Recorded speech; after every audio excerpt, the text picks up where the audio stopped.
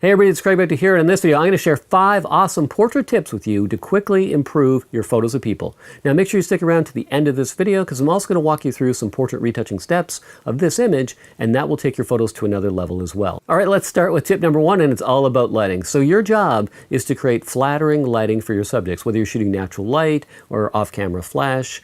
You have to focus on the lighting and the shadows in your portrait. Now, I recommend using off-camera flash because it makes your job a whole lot easier. You can control the quality and the direction of the light, and I suggest using a modifier that's 36 inches in diameter and at least 2 layers of diffusion. It doesn't matter if it's a $50 speed light. Get that off your camera, diffuse that light, and you'll create flattering light for your subjects, which brings us to tip number 2. Now, tip number 2 is to remove as many distractions as possible from your background so the focus is on the person.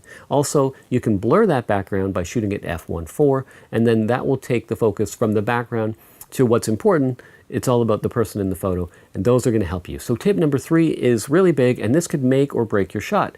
It's really all about the person's expression. So pay close attention to their eyes and to their mouth. Let's start with the eyes. Make sure that their eyes aren't wide and they look afraid or shocked. Make sure that they just relax their eyes. Tell them to go for like a movie style gaze, like a movie star look that you'd see in a movie. Have them relax their eyes a bit, and then look at their mouth and make sure they're not tense in their mouth area. Have them relax their mouth a bit, and then if they have a nice smile, make sure that they have a natural looking smile, that it doesn't look fake or forced. Now that brings us to tip number 4.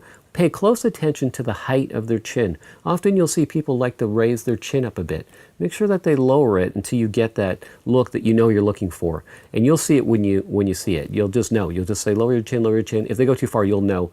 Just pay close attention to the height of that chin. That's important too. Now tip number 5 is all about posing. So if you're shooting anything other than headshots, you really want to pay attention to what they're doing with their arms and their body. And you want to make sure that you're creating angles, lines, and shapes. So always think about that. Always think about creating a bend in the arm. Think about creating gaps so that they don't look too thick or too wide. Always think about creating leading lines with their arms, their elbows. So think about that. So let's recap really quickly, and then we'll get to Photoshop. So tip number 1, create flattering lighting. It's all about lighting. Tip number 2, remove distractions. Tip number 3 is all about the expression, the eyes and the mouth. Tip number 4, watch that height of the chin. And tip number 5, posing, create angles. Chin down a bit. Perfect, right there, hold it there. Chin down a little more.